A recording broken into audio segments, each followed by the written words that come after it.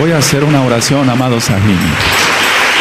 Abacados, en el nombre de nuestro don Yahshua Mashiach, háblanos, queremos oír tu preciosa voz, por medio de tu bendito Rahakodes, no queremos oír palabra de hombre. Toda Gabá Yahshua, nuestro Mesías, Omen, Beomen. Siéntense, por favor, amada Kehilá, su servidor, doctor Javier Palacios Elorio, Roe de la Kehilá Gozo y Paz, en Tehuacán, Puebla, México. En este momento está apareciendo en su pantalla varios sitios en internet que puede usted consultar. Todo el material es gratuito, hay videos, audios, apuntes en varios idiomas, usted los puede bajar, copiar, regalar. Todo el material es gratuito, vuelvo a repetir, en esta Kehilá no hacemos negocio con la palabra del Todopoderoso. Vamos a continuar con el estudio del libro de los Hechos y vamos a abrirnos a Tanán en el libro de los Hechos, capítulo 23. Bendito es el Abacados.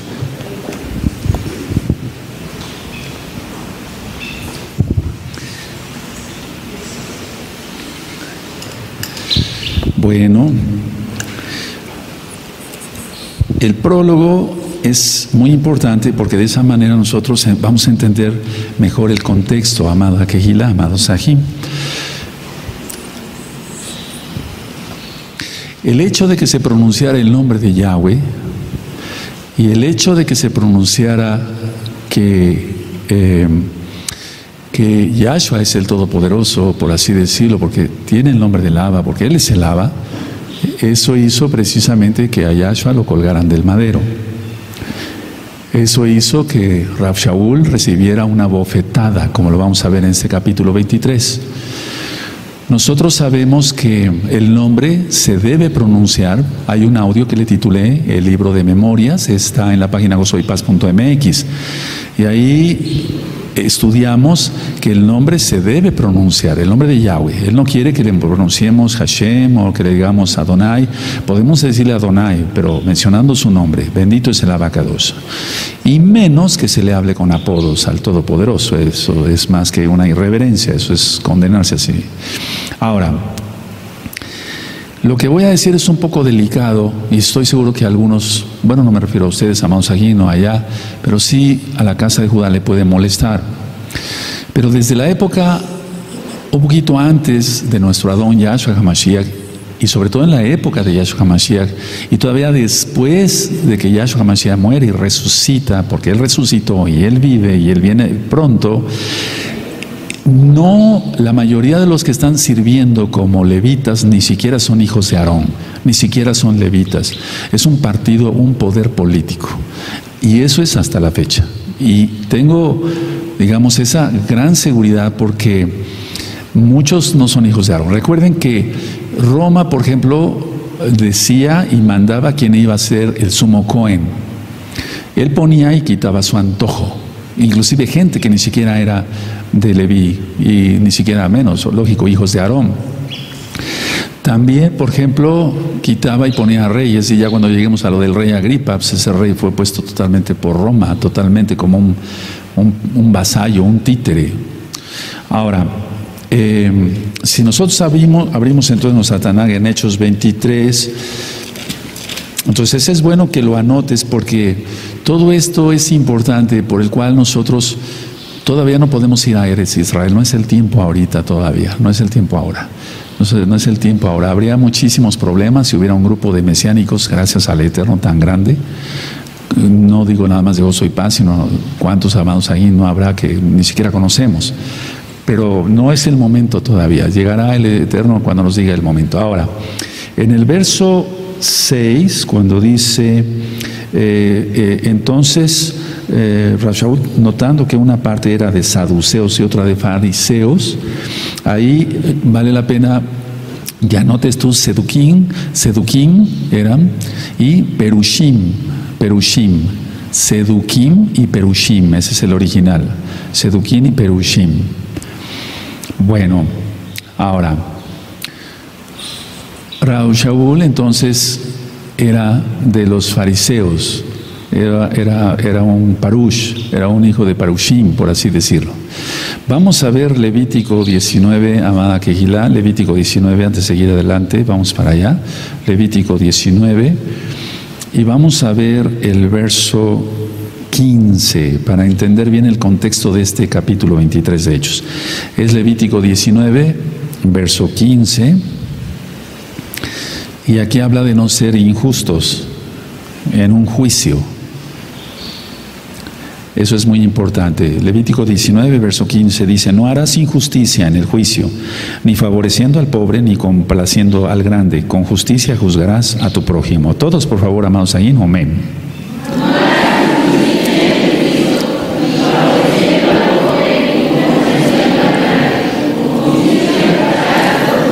Ahora vamos a Marcos, vamos para allá a Marcos, en el Vijadashá, en Marcos 14, vamos para allá, Malaquejilá.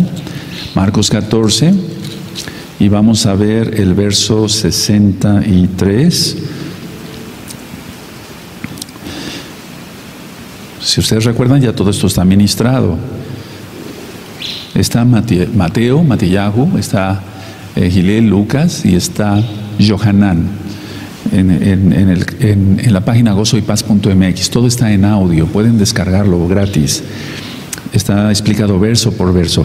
Aquí en Marcos 14, verso 63 dice: entonces el sumo Cohen, rasgando su vestidura, dijo: ¿qué más necesidad tenemos de testigos?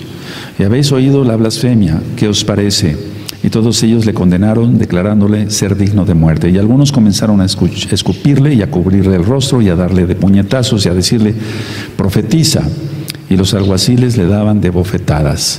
Esto es muy importante que lo anotes, esta cita, por lo que vamos a ver ahora. Ahora, vamos a ver Deuteronomio, anoten Deuteronomio 19, verso 15. Anoten por favor las citas para que después tú me ayudes a ministrar. Deuteronomio 19, en el verso 15. Entonces aquí el sumo Cohen dice: no necesitamos más testigos. No, sí, se necesitaban más testigos. Y aunque hubiera, los iba a haber falsos, ¿no? De hecho, testificaron falsamente contra Yahshua, contra Rav Shaul, etc. Siempre se testifica mal contra los siervos del Eterno. Eso no es nuevo. Dice en Deuteronomio 19:15: no se tomará en cuenta un solo testigo contra ninguno en cualquier delito, ni en cualquier pecado, en relación con cualquier ofensa cometida. Solo por el testimonio de 2 o 3 testigos se mantendrá la acusación. Bueno, eso es muy importante. Entonces no se puede condenar a nadie sino un juicio como tal. Ahora, vamos de ahí a Johanán 18, Johanán 18, amada Kehilá. En Johanán 18, en el verso 22, dice lo siguiente. Me espero unos segunditos. Johanán 18, verso 22 y 23. Bendito es el Abacados. Cuando Yahshua hubo dicho esto, uno de los alguaciles que estaba allí le dio una bofetada, diciendo: ¿así respondes al sumo Cohen? Imagínense, el Rey de la Gloria. ¿Cómo? Yahshua le respondió: si he hablado mal, testifica en que está el mal. Y si bien, ¿por qué me golpeas? Ahora, vamos a ver ahorita todo el contexto de lo que pasó con Rav Shaul en Hechos 23. Ahora, en sí, Rav Shaul, déjenme seguir con el prólogo y después ya le vamos a entender bien claro a todo, incluyendo estas citas que tú tienes ahí. Rav Shaul perdió todo, inclusive su familia. Y vemos aquí que aparece en Hechos 23 un sobrino, hijo de una hermana de él. Eso dice la Tanaj, no yo. Pero vamos a Filipenses para que quede más claro. En Filipenses capítulo 3 y en el verso 8, Filipenses 3:8. Entonces él perdió a su familia al creer en Yahshua como el Mashiach y testificar de él, arriesgando su propia vida. Bueno, pues lógico, decía yo que la tradición oral marca que su padre ya lo tenía por muerto. Eso marca la tradición mesiánica, verdadera. O sea, eso es muy creíble por lo que dice aquí. Filipenses 3:8 dice: y ciertamente aún estimo todas las cosas como pérdida por la excelencia del conocimiento de Mashiach Yahshua, mi Adón, por amor del cual lo he perdido todo. Entonces ese todo no nada más es un conocimiento, un libro. No, lógico, la familia. Y lo tengo por basura para ganar a Yahshua. Ahora, lógico que no iba a decir basura a su familia, porque eso nosotros no lo hacemos y tampoco él lo hizo. Aquí sí, todo lo tengo por basura, es todos los conocimientos que él tenía, el reconocimiento que él tenía, porque él no era miembro del Sanedrín porque no era casado, pero tenía gran influencia en el Sanedrín, tanto que ya vimos que él tomaba cartas del sumo Cohen, etcétera, e iba a Damasco para traer a los Meshijim encadenados o amarrados y golpearlos y demás. Entonces, cuando se refiere a todo, es todo, incluyendo su familia. Y ya cuando dice por basura, lógico, no le iba a decir así a su papá o a su mamá, lógico que no, porque dice honrarás a tu padre y a tu madre. Algunos lo han expuesto de una manera equivocada, entonces no hay que hablar así nunca del papá ni de la mamá, aunque no sean creyentes. Aunque sea un borracho tu papá, tienes que honrarlo, porque eso lo marca la Torah. Ahora, Félix, hablando del prólogo, Félix era un procurador o gobernador romano, y este tal Félix, él estuvo como procurador o gobernador romano del año 52 al año 59 después de Yahshua, nuestro Adón.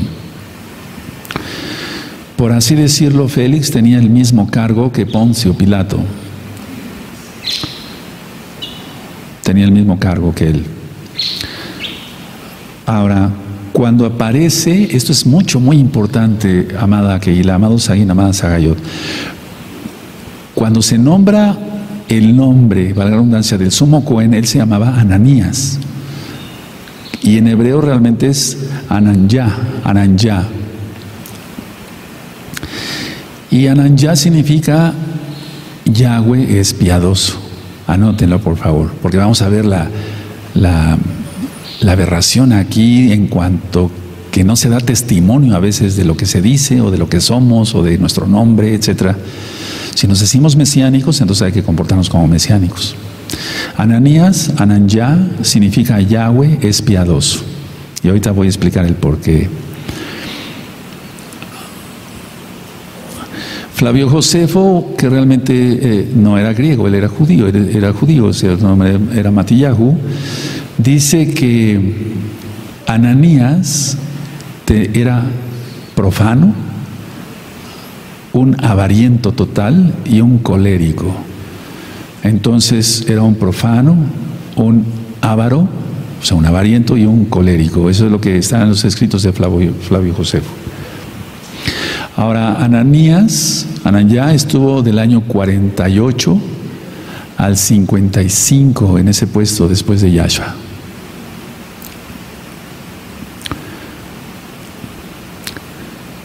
Él no era lógico, como era un avariento, no era honrado, o sea, era un ladrón, y colaboraba con el gobierno romano. Por eso quise empezar con esa introducción, que digo que muchos no son hijos de Aarón y tampoco hijos de Leví. Recuerda que Leví es padre de Aarón, pero de Leví vienen todos los levitas, pero los Kohanim solamente de Aarón. Ahora, Shaul, aquí en Hechos 23, lo vamos a ver, él aprovecha la diferencia que había entre los fariseos, así lo vamos a dejar, y los saduceos en cuanto a la resurrección de los muertos. Entonces vamos a Mateo, él aprovecha esa diferencia para que a la hora que está siendo él juzgado, por así decirlo, entre comillas, porque realmente no era un juicio justo, él aprovecha la diferencia que había entre los fariseos y los saduceos sobre la resurrección de los muertos para crear ganar tiempo, ¿por qué no decirlo? Se le aprovecha eso. Entonces vamos a Mateo, por favor, vamos a Mateo 22. Vamos a Mateo 22 y verso 23, amados ahí. Mateo 22, verso 23. Vayan anotando las citas. Mateo 22, verso 23. Dice así: aquel día vinieron a él los saduceos que dicen que no hay resurrección y le preguntaron. Entonces queda claro que los saduceos no creían en la resurrección. Y ya dijimos que Pablo, Rav Shaul, venía de los fariseos. Entonces él sí creía en la resurrección. Ahora vamos a Hechos 4. En Hechos 4, ya lo estudiamos, Hechos 4, en el verso 1.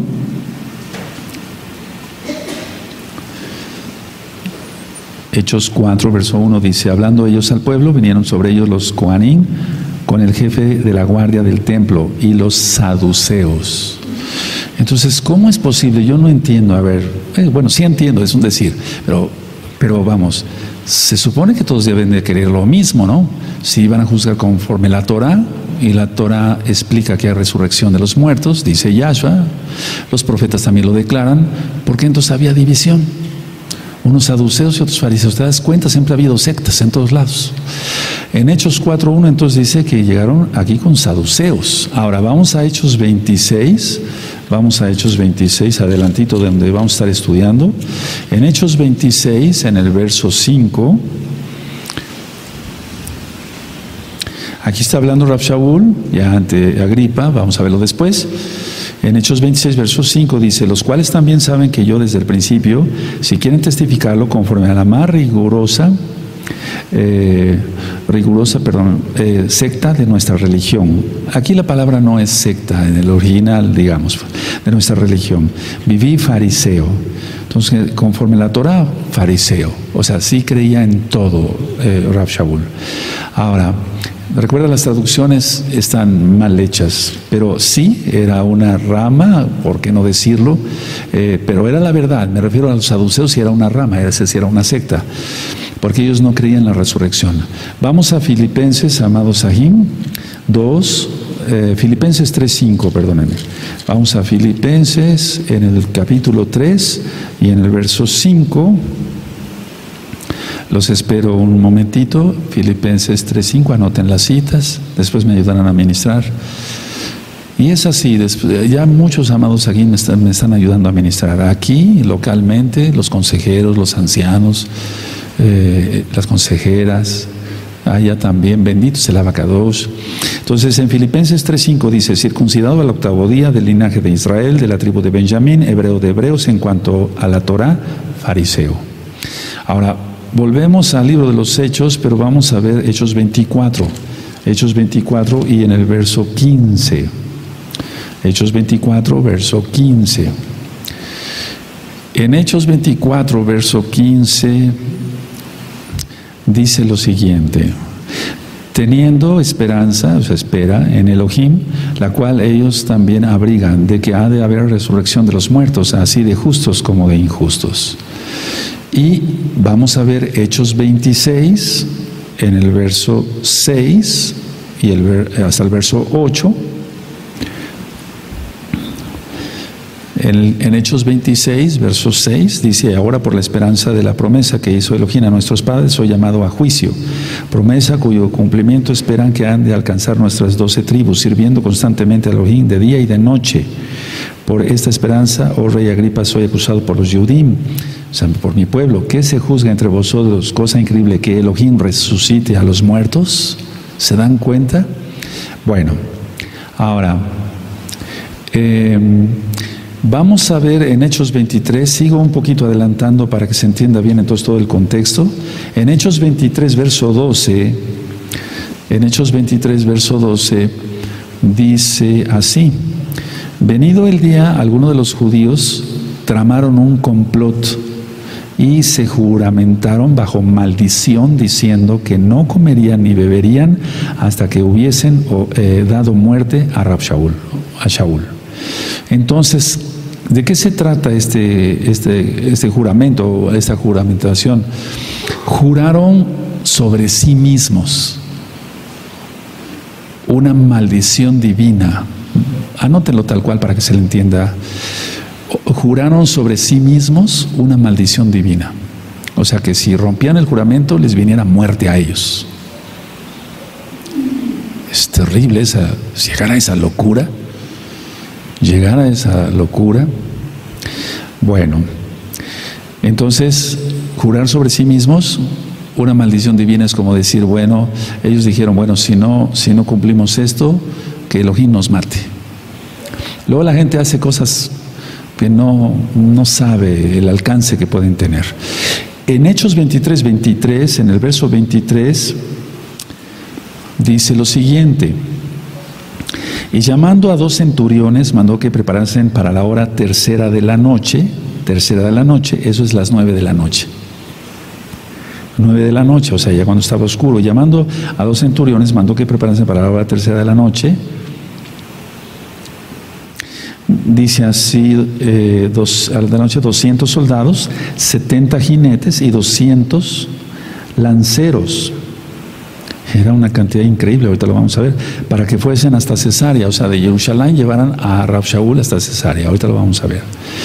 Entonces, realmente vamos a ver que les llevó 2 días de camino de Jerusalén hacia Cesarea, 2 días de camino. Era la capital, Cesarea era la capital de Judea, recuerden, era la capital de Judea, eso ya lo vimos en otros capítulos. Ahora, en el verso 31 y en el verso 32 dice lo siguiente. Hay una palabra ahí, antipatris, perdón. Dice el verso 31, y los soldados tomando a Rab Shaul, como se les ordenó, le llevaron de noche a Antípatris, y al día siguiente, dejando a los jinetes que fuesen con él, volvieron a la fortaleza.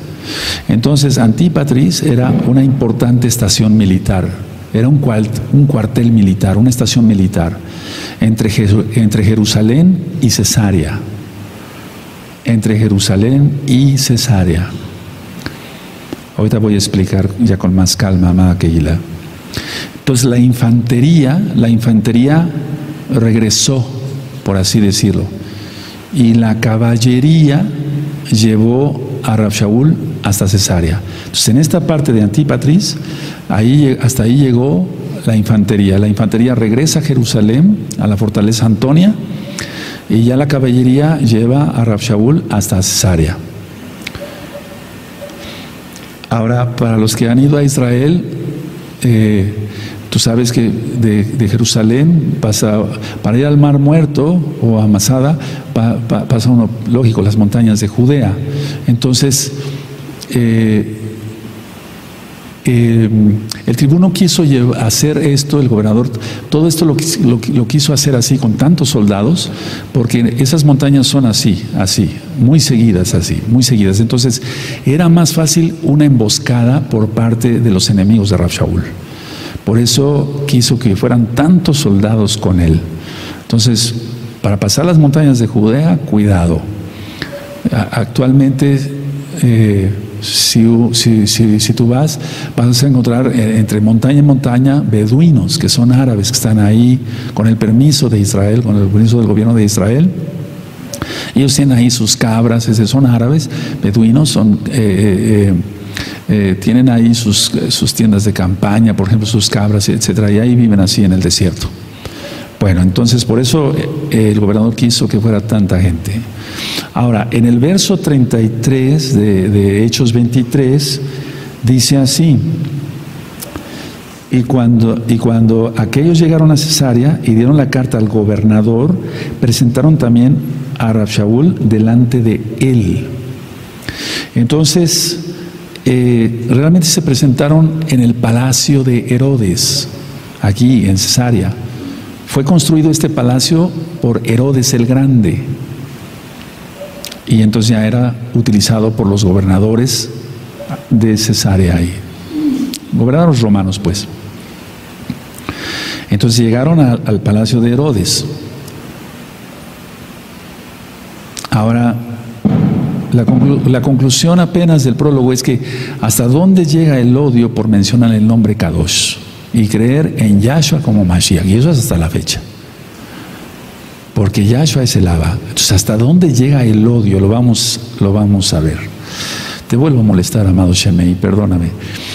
Bueno, entonces vamos a ver Hechos 23, y vamos a leer el verso 1,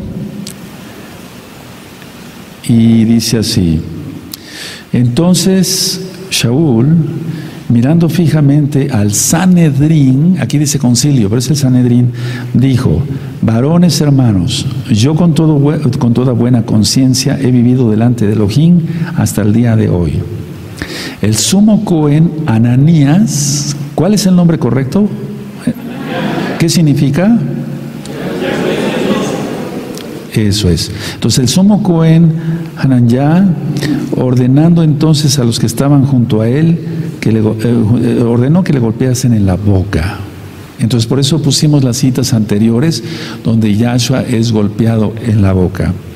Entonces Shaul le dijo: Elohim te golpeará a ti, pared blanqueada. ¿Estás tú sentado para juzgarme conforme a la Torá y quebrantando la Torá me mandas golpear? Ahora yo puse aquí de Bakashá algunas notas que me vienen a la mente por varias cosas. Miren, al decir toda buena conciencia, era decir, he vivido bien, he vivido conscientemente de lo que es la Torá. Entonces vemos aquí cómo el sumo Cohen lo manda a golpear en la boca y al saber, porque él no sabía, o sea, sabía el nombre del Cohen, pero había tres circunstancias. Uno, Rab Shaul no veía bien. Anótelo, porque él después explica, miren con cuán gran letras les escribo. Y ustedes hubieran querido quitarse sus ojos para dármelos. ¿Quién recuerda? O sea, que se ve que Rab Shaul padecía de la vista. Y bueno, yo saco como conclusión que ese era el aguijón que había permitido el Eterno para que no se enorgulleciera por todos los dones del Ruach HaKodesh que le había concedido. Entonces, uno, Rab Shaul no veía bien. Dos, no conocía al sumo Cohen, no lo conocía. Conocía que se llamaba Ananías, pero no conocía a Ananías como tal. Y tres, no reconocería a un sumo Cohen siendo tan violento. El sumo Cohen tenía que ser tranquilo, etcétera, etcétera. Entonces, uno, Shaul no veía bien. Dos, no conocía a Ananías. Por eso le dijo, se atreve a decirle así: Elohim te golpeará a ti, pared blanqueada. O sea, recordó las palabras de Yahshua Mashiach, sepulcros blanqueados, ¿se acuerdan? Entonces Shaul no veía bien, no conocía a Ananías y no reconocería a un sumo Cohen siendo tan violento, ese sumo Cohen. Ahora, él recordó sin duda, en ese momento él recordó esto. Vamos a 1 Corintios 4.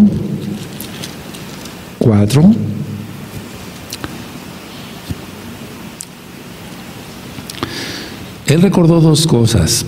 Vamos a 1 Corintios 4. Dice: porque aunque de nada tengo mala conciencia, no por eso soy justificado, pero el que me juzga es el Adón. Entonces él recordó eso, porque eso ya lo había vivido. Y dos, él recordó que otro Ananías había orado por él al principio. No sé si recuerdan. Entonces llega Ananías, le impone las manos, dice: hermano Shaul, eres lleno del Ruach HaKodesh. Y entonces recibe Tevilá, etc. Entonces otro varón con el mismo nombre oró, pero ese varón hacía honor a su nombre, Hananyá, que Yahweh es piadoso, Yahshua es piadoso, pero este no estaba dando muestras de eso, por eso le dice pared blanqueada. Ahora, ciertamente al decirle pared blanqueada era una ofensa muy grande. Y Yahshua lo sostuvo, porque Él es el Rey, Él es el Todopoderoso. Al decirle pared blanqueada es más que en este caso, una ofensa, pero cierta, lógico. Es decir, corrupto. Es como decirle: tú eres un corrupto, eres lo peor. Entonces, él mismo ahí estaba en Hechos 23, totalmente violando la Torah. Por eso vamos otra vez a Hechos 23, el verso 3. Entonces Rab Shaul le dijo: Elohim te golpeará a ti, pared blanqueada. ¿Estás tú sentado para juzgarme conforme a la Torah y quebrantando la Torah me mandas golpear? Aquí viene otra parte. Los que estaban presentes dijeron: ¿al sumo Cohen de Elohim injurias? Rab Shaul dijo en el 5: no sabía, hermanos, que era el sumo Cohen, pues está escrito está: no maldecirás a un príncipe de tu pueblo. Entonces eso te remite a Shemot 22 verso 28, porque es así, no se puede maldecir a un príncipe del pueblo de Israel, porque se cae en maldición. Entonces, aquí la idea es, por lógica, cuando dice: no sabía, hermanos, que era el sumo Cohen, es lógico que no veía bien, es lógico que no conocía a Ananías, y lógico que ha de haber dicho, me está mandando golpear otro, pero este no es el sumo Cohen.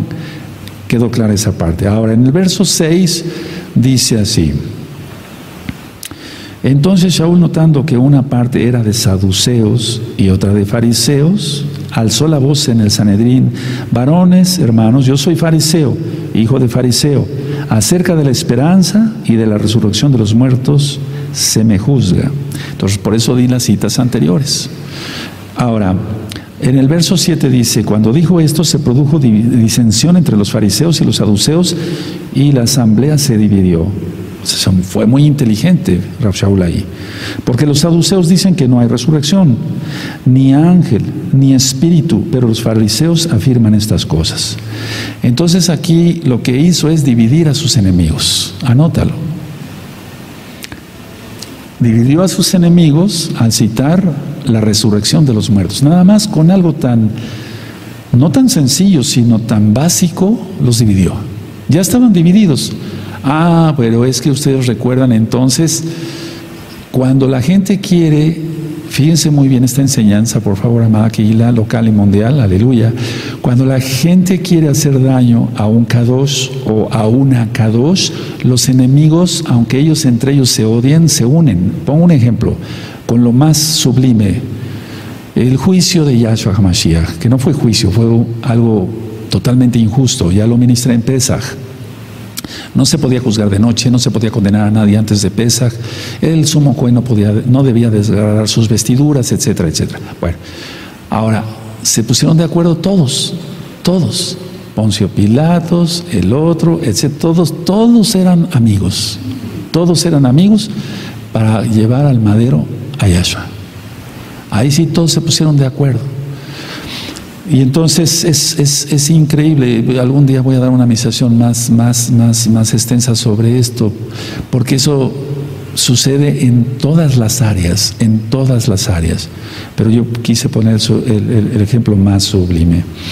Ahora, seguimos en el verso 9, dice: y hubo un gran vociferío, o sea, gritos, y levantándose los escribas de la parte de los fariseos, contendían diciendo: ningún mal hallamos en este hombre. Fíjense muy bien lo que dijo Poncio Pilato: ningún mal hallo en Yahshua, nada. Entonces aquí los escribas de parte de los fariseos contendían diciendo: ningún mal hallamos en este hombre. Entonces ahora sí era su amigo. Que si un espíritu le ha hablado o un ángel, no resistamos a Elohim. Habiendo grande disensión, el tribuno, teniendo temor de que Rav Shaul fuese despedazado, fíjense nada más esa palabra, por ellos, mandó que bajasen soldados y le arrebatasen del medio de ellos y le llevasen a la fortaleza. Estaban en el Sanedrín y entonces los llevaron a la fortaleza Antonia. Ahora, irónicamente, Rav Shaul estaba en mayor peligro entre sus hermanos que entre los romanos. Anótenlo. Irónicamente, Rav Shaul estaba en mayor peligro entre sus hermanos, Yehudim, los Yehudim, que entre los romanos. Y eso es igual en muchos casos ahora. A veces un mesiánico no quiere decir que se lleve y escuche la misma música mundana del que escucha música mundana, o el que toma sus copas y se emborracha. No. Pero muchas veces hemos visto cómo, no digo en general, no, y el Eterno nos libre de eso, porque tenemos que estar bien unidos como Kehilá, local y mundial, que somos una sola Kehilá. Bendito sea el abacados. Pero en el caso, por ejemplo, de Rav Shaul, digo, irónicamente estaba el mayor peligro entre sus hermanos. Que no nos pase eso. Y ha habido casos en que un mesiánico a veces se siente más protegido por ciertos goyim que por sus propios hermanitos, pero son hipócritas esos disque hermanitos, esos no son realmente mesiánicos, porque si lo fueran, darían testimonio de que guardan Torah. En el verso 11, a la noche siguiente se le presentó el Adón y le dijo: ten ánimo, Shaul, pues como has testificado de mí en Yerushalayim, así es necesario que testifiques también en Roma. Entonces esto que sea una enseñanza para todos, a no dar un paso si antes no, guardamos la santidad, oramos, ayunamos, etcétera, para escuchar la voz de Elohim y que Él nos indique qué hacer, cómo hacerlo y a dónde ir, porque si no a veces es peligroso. Recuerden que un día Rav Shaul, eso ya está quedó ministrado, que ir a Asia, y el Rav HaKodesh le dice, no vayas para allá. Entonces hay que ser sumisos en eso. Ahora, la visión que tuvo aquí en el verso 11, confirmaba, sin duda, porque estaba hablando el mismo Yahshua, bendito es su nombre, que iría a Roma. Él ya tenía intención de ir a Roma, por sí solo, pero aquí esta visión ya le confirma aún más que sí, tenía que ir a Roma. En el verso 12 y 13 dice, venido el día, algunos de los judíos tramaron un complot, ya lo ministré, y se juramentaron bajo maldición, diciendo que no comerían ni beberían hasta que hubiesen dado muerte a Shaul. Eran más de 40 los que habían hecho esta conjuración. Tremenda maldición, eso no. Bueno, así que la muerte misma estaban pidiendo si no cumplían. Ahora, en el verso 14 y 15, los cuales fueron a los principales Kohanim y a los ancianos y dijeron, nosotros nos hemos juramentado bajo maldición a no gustar nada hasta que hayamos dado muerte a Shaul. Fíjense muy bien, los cuales fueron a los principales Kohanim. Por eso te digo que son ya partidos políticos, ni siquiera son muchos hijos de Aarón. Y tampoco son hijos de Leví. O sea, lógico, estoy diciendo algo que parecería algo absurdo, pero recuerda, Leví es padre de los levitas y de Aarón, pero de Aarón solamente vienen los Kohanim. Entonces fueron a los Kohanim y mira lo que les dicen, hicimos juramento y hasta no dar muerte a Shaul. Ahora, el verso 15 dice, ahora pues vosotros con el Sanedrín requerid al tribuno que le traiga mañana ante vosotros, como queréis indagar alguna cosa más cierta acerca de él. O sea, háganlo traer para ver como si hubiera faltado algo. Y nosotros estaremos listos para matarle antes que llegue. Tremendo. Entonces, había una complicidad, y esto anótenlo, entre los Kohanim y entre los ancianos. Y eso es terrible, eso es terrible, o sea, la gente totalmente mala, cegada, etc. En el verso 16 y hasta el 22 voy a leer, mas el hijo de la hermana de Shaul, o sea, su sobrino, oyendo hablar de la celada, o sea, de la trampa, fue y entró en la fortaleza Antonia, lógico, y dio aviso a Shaul. Shaul, llamando a uno de los centuriones, dijo, lleva a este joven ante el tribuno porque tiene cierto aviso que darle. Él entonces, tomándole, le llevó al tribuno y dijo, el preso Shaul me llamó y me rogó que trajese ante ti a este joven que tiene algo que hablarte. El tribuno, tomándole de la mano y retirándose aparte, le preguntó, ¿qué es lo que tienes que decirme? Miren, aquí el tribuno sabía quién era Shaul, sabía que era inocente, así como Poncio Pilato sabía que era inocente Yahshua y se lavó las manos, pero eso no le valió para nada.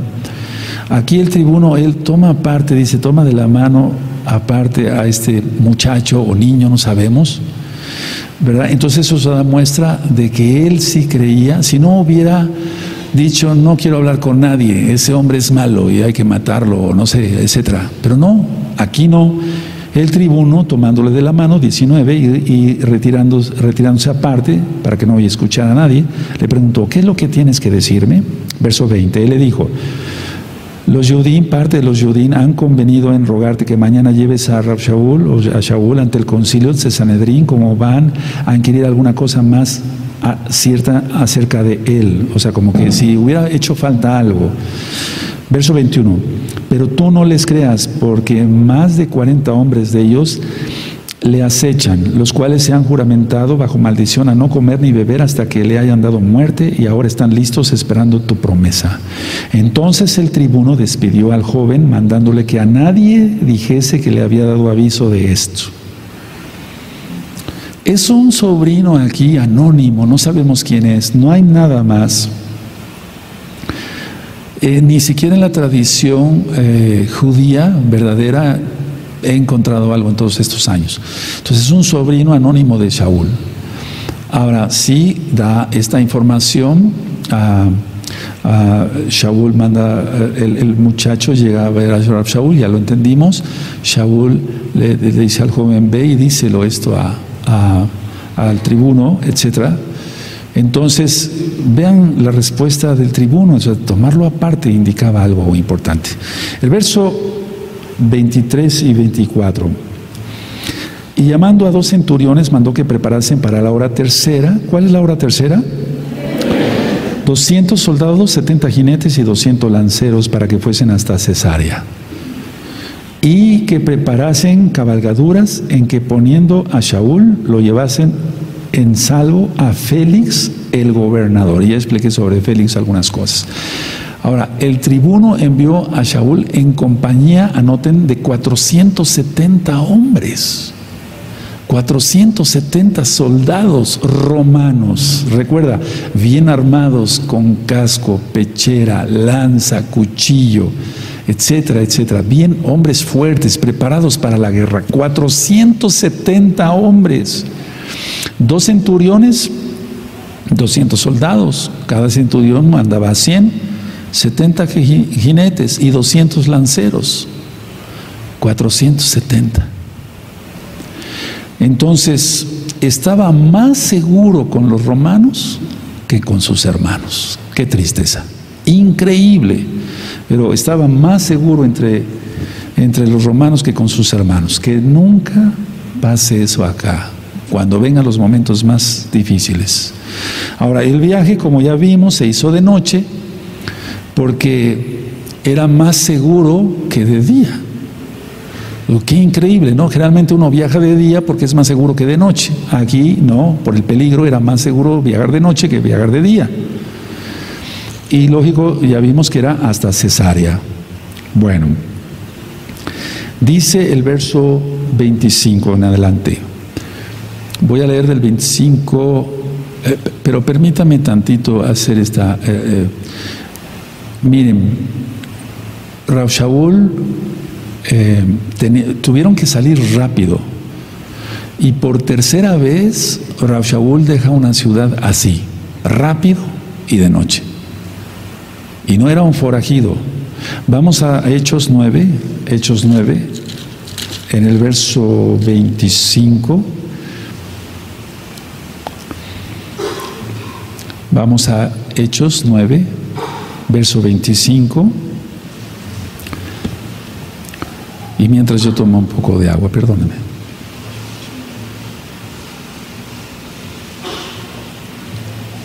Dice así Hechos 9:25. Entonces los discípulos, tomándole de noche, le bajaron por el muro, fíjate, de noche, descolgándole le bajaron por el muro, descolgándole en una canasta. Eso ya lo hemos estudiado. Ahora, en Hechos 17, vamos a Hechos 17, en el verso 10,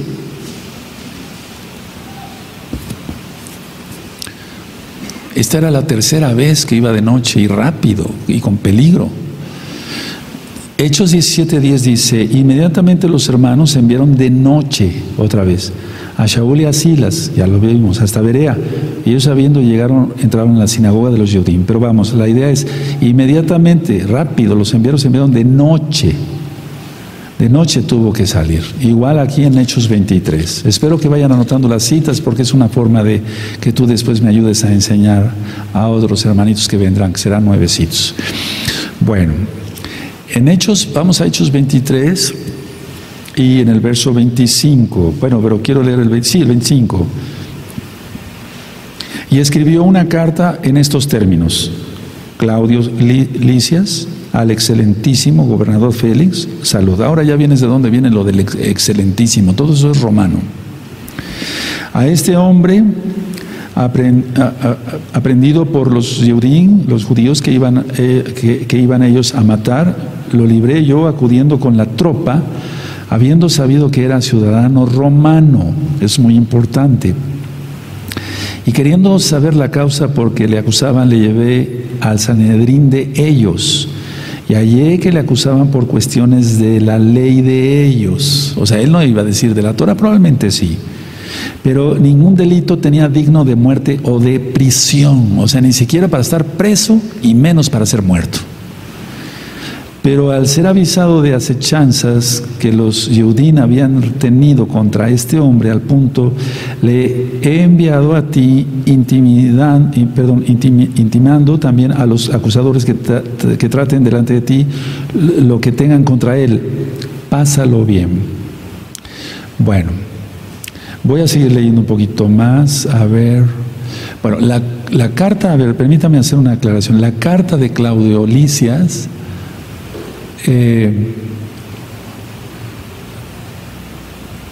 Aquí se narra algo, pero no quiere decir que esté mintiendo la escritura aquí, pero él agregó, hay cosas que encajan perfectamente bien, que él no dijo todo, o sea, que ocultó cierta información. Quiero dejarlo hasta ahí nada más para no entrar en controversia. 31 y 32. Y los soldados, el 31, y los soldados tomando a Shaul, como se les ordenó, le llevaron de noche a Antípatris. Y al día siguiente, el 32, dejando a los jinetes que fuese con él, volvieron a la fortaleza. Entonces, vuelvo a repetir, la caballería siguió, pero la tropa de a pie regresó. Bueno, entonces, de Jerusalén a Antípatris, eran 56 kilómetros de distancia, y lógico que fueron muy apresurados porque llegaron al día siguiente.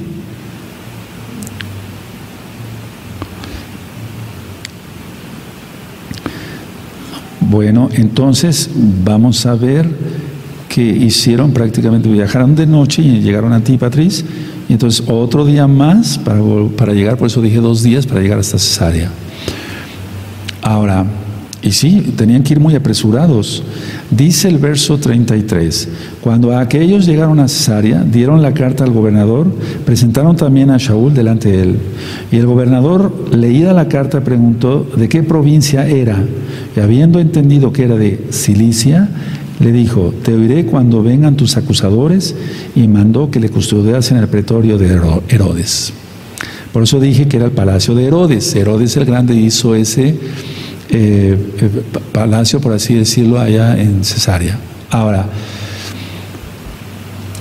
Félix aquí lo que está haciendo es un interrogatorio preliminar, o sea, no está haciendo un juicio, simplemente está haciendo un interrogatorio, está preguntando de dónde era, etcétera. Ahora, él fue procurador, anótenlo por favor como un dato, del año 52 al 58 después de Yahshua.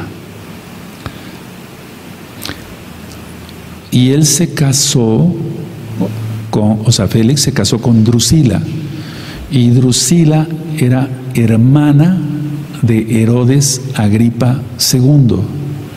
Entonces se casó con Drusila. Esto es importante saber esto porque después vamos a ver otros datos en Hechos 24 y 25. Entonces él se casa con Drusila, hermana de Herodes Agripa II. Ahora, Rab Shaul era de Cilicia y era una provincia que estaba al mando de Félix. No sé si me doy a entender, hasta allá llegaba, digamos, por así decirlo, su gobierno. Y entonces, porque uno diría, bueno, ¿qué tiene que ver esto? Pero sí, todo tiene que ver.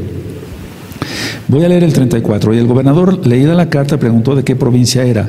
Y habiendo entendido que era de Cilicia, le dijo, te oiré cuando vengan tus acusadores, y mandó que le custodiasen en el pretorio de Herodes. Entonces, no quiso causar más problema ahí en ese momento, etcétera, o gritarle o hacerle algo, porque era ciudadano romano, Rab Shaul, y Cilicia era parte de la provincia al mando de Félix. Entonces, no quería problemas con el emperador romano. Hasta aquí voy a dejar la administración, pero lo que sí vale la pena recapitular, amados Saguín, la tristeza es, uno, que a veces, bueno, en este caso más bien, Shaul estaba en peligro entre sus hermanos.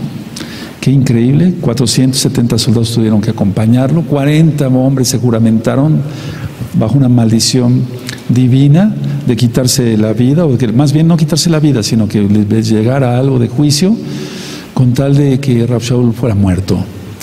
Y recordemos, demos testimonio hasta de nuestro nombre. O sea, si tú tienes un nombre hebreo, demos testimonio de ello.